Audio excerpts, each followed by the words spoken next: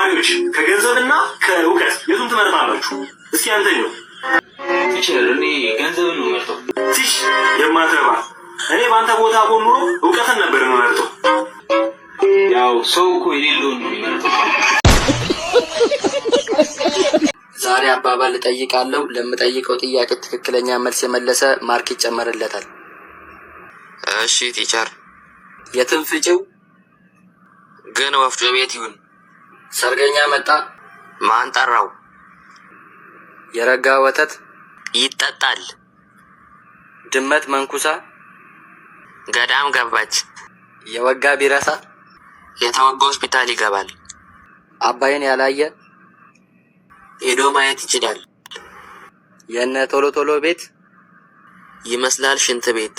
ጅብ ከሄደ ውሾች አመለጡ። ሚዳቋ ዘላ ዘላ ደከማት። ተልባ ቢንጫጫ ኑግ ደነገጠ። እሺ በዚህ 5 ዓመት ውስጥ ራስህን የት ታየዋለህ? አንገቴ ላይ የ2 ዓመት የአይምሮ ህሙማን ላይ የህክምና ባግራውንድ እንዳለህ ነግረኸኝ ነበር። ምን ነበርክ? በሽተኛ ነበርኩ። ህክምና ላይ አልሰራህም ማለት ነው? ሞክሬ ነበረ ግን ጋውን የለኝም። እና አልተማርክም? አረ ተምሬያለሁ። አካውንቲንግ።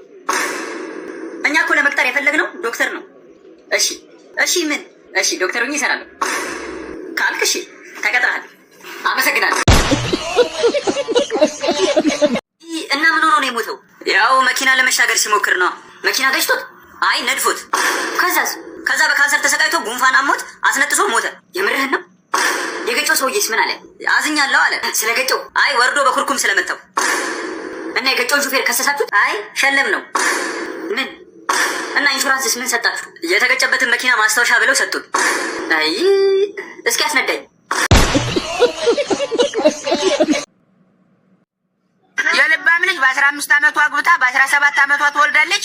አንቺ በ27 ዓመቶች ቁጥሬን ማን ሰጠ? ቁጥሬን ከየት አገኘሁት ያለሽ ገልጹ። ከየት የሚምጣ ቁጥሩ? ዋናው መደወሉ ነው። ሰይጣን ይስጠው፣ መጋኛ ይስጠው፣ ጓደኛ ይስጠው፣ ጠላቱ ነው ዝሮ ዝሮ የሚሰጠው። የ27 ዓመት ጠላት አንድ ክፉ ጠላት ይኖረዋል፣ እሱ ነው የሰጠው። ግን ከየት የሚቀበል? ዋናው መደወሉ ነው። አግቢ። ምን አይነት ግትር አላማ አለኝ እኔ አሁን አላገባ እና እኔ ላግባልሽ? ምን አይነት ሶራ በእናታችሁ። አንተ መዥገር ና ወደዚህ። አቤት ቲቸር። ጥያቄ ጠይቃለሁ። ለምጠይቅ ጥያቄ መልስ ፈጣን መሆን አለበት። እሺ ቲቸር ጠይቀኝ። 12 ሲደመር 13 ስንት ነው? ፈጣን። እሺ 10 ሲደመር 7 ስንት ነው? ያው እሱም ፈጣን ነው። ጭራሽ ትቀልዳለህ እንዴ? አንተን አይደለ ሚስትህን በሳህን የፈነከትከው? አዎ ክቡር ፍርድ ቤት። እና በሰራኸው ነገር ተጸጸትክ? እንዴት አልጸጸትም ክቡር ፍርድ ቤት፣ ሳህኑ እኮ አዲስ ነበር። ሰውን ሰው ያደረገው ብድር ነው። ለመበደር ደግሞ አትፍራ፣ ተበደር። ከዛ ለመመለስ አትቸኩል፣ ተረጋጋ። ቢቻል ለመካድ ሞክር። ለመካድ እሱ ነው የሚያወራው። ለመካድ ሞክር። ንብረት አለ? እኔ ንብረት አለኝ። በእውነት አንድ ፍራሽ አለ። እስኪ ማርያም በስመ አንተ ተራሰው መስለኝ ነበር። አለኝ አንድ ፍራሽ አለ። በእውነት ቤት አይጠበንም ታዲያ? አይጠበንም። የሬሳ ሳጥን አሳየኝ። 2 አይነት ነው ያለን፣ ባለ 100 ሺህ እና ባለ 30 ሺህ። የትኛውን ላድርግልህ? ለሬሳ ሳጥን ይሄን ያህል ልዩነት ምንድን ነው እንዴ? ቀላል ልዩነት አለው። ባለ 30 ሺህ አሁን ይቆረቁራል፣ ምንም ምቾት የለውም። በዛ ላይ ጨለማ ነው ምንም ነው ማይሆን እንዴ። ቆይ አንተ በምን አወቅህ እንደሚቆረቁር ምቾት እንደሌለው ምናምን?